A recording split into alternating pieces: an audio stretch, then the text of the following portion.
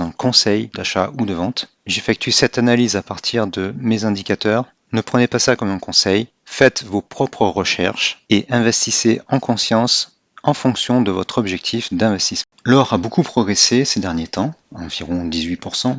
C'est ce gros swing haussier ici. Il a atteint des niveaux historiques. Alors l'investisseur avisé peut se dire, mais tiens, peut-être que c'est intéressant d'acheter, d'investir des actions de compagnies minières. Voyons voir cela. Tout d'abord, il faut trouver ces actions. Il y a Harmony Gold, Newmont Corporation et Barrick Gold, mais peut-être qu'il y en a d'autres. Alors on va utiliser pour ça un outil très intéressant. Cet outil, c'est Finviz. J'avais fait une vidéo tutoriel sur l'utilisation de Finviz, un outil très intéressant. Je vous invite à la voir, le lien apparaît en haut à droite. Mais on va utiliser que le menu Groups. Vous cliquez sur ce menu. On va sélectionner comme secteur Basic Materials et on va aller chercher Gold ici.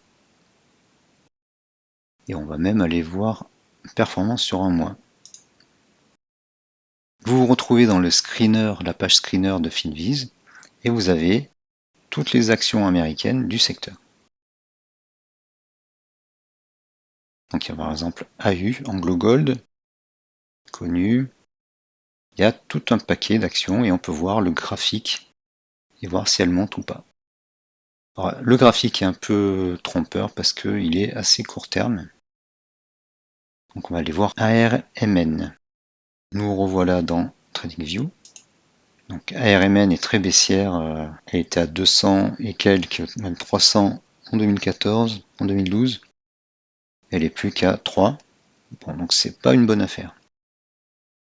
Avant de revenir sur Finviz, on va parler des actions minières les plus connues.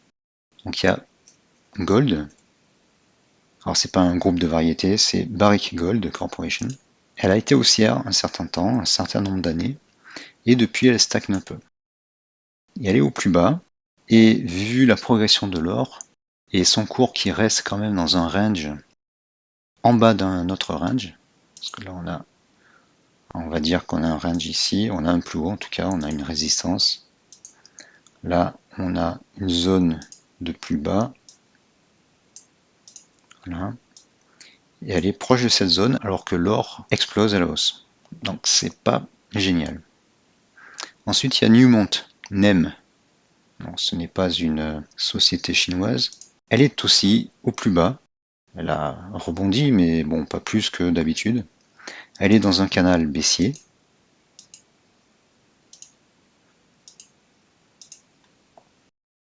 Elle est en haut de ce canal. Voilà, c'est pas phénoménal comme hausse. Enfin, Harmony Gold. Elle est très haussière. Elle était dans une zone de plus bas depuis des années. Et là, elle a fortement progressé au rythme de l'or. Cette valeur ne verse pas de dividendes, ou alors très peu, 0,36%. Mais c'est une action de croissance, enfin bon, pas tout à fait, mais elle a une élasticité positive par rapport à la hausse de l'or. Néanmoins, ses cours ne progressent pas énormément au fil du temps.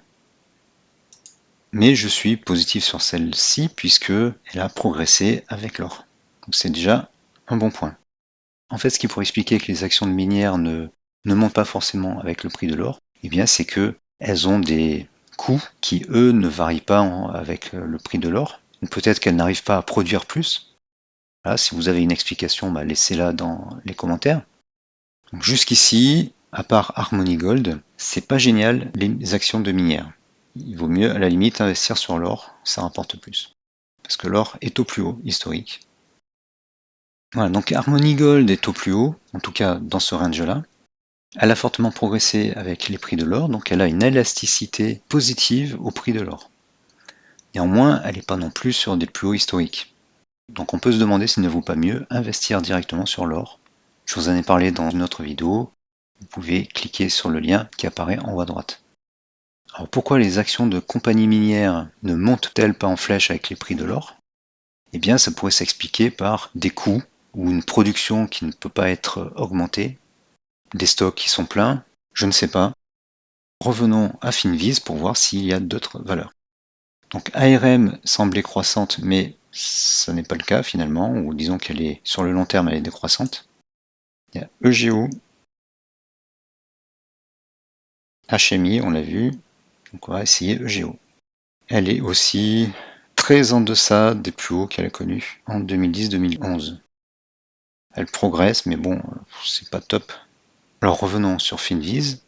IDR semble pas mal. Et PZG, donc on va aller voir ces deux-là. Alors cette valeur fait des pics. Elle en a fait un en 2022 et là elle en fait un nouveau. Celle-ci est plus ou moins intéressante. En tout cas, elle a progressé avec le cours de l'or et elle n'est pas super en deçà de ses plus hauts en fait. Ses plus hauts c'était 16, 17 et elle est à 9. Et depuis 2016, elle progresse. Voilà une action de compagnie minière qui est intéressante. Ensuite, PZG. Alors elle est totalement décroissante. Elle remonte un petit peu, mais ça ne peut pas nous convaincre. Voilà, donc on va pas parcourir toutes les actions sur Finviz, vous pouvez le faire si vous voulez. Dernière action qui n'est pas à proprement parler une minière gold, c'est Rio Tinto, que j'aime bien. Voilà, qui elle, à part en plus haut avant la crise de subprime qu'elle n'a jamais atteint, mais bon, c'est pas bien grave, elle a quand même progressé depuis, et puis surtout elle progresse historiquement, depuis 91, elle progresse. Donc ça c'est un bon signe.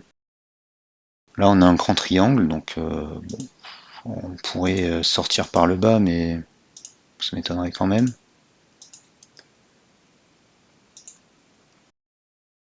Elle verse un très bon dividende de 6% avec un payout ratio de 70. Bon, les revenus se maintiennent. Les recommandations sont bonnes. Les statistiques, price to book ratio de 2, ce qui est bon. On a un quick ratio supérieur à 1. Et des ratios de liquidité très faibles. Donc c'est une bonne valeur, c'est une de mes préférées, en tout cas dans ce secteur des minières. Elle n'extrait pas d'or ou alors à la marge, c'est surtout d'autres minéraux. Elle verse un bon dividende et elle est dans sa tendance de très long terme, sur sa ligne de tendance très long terme.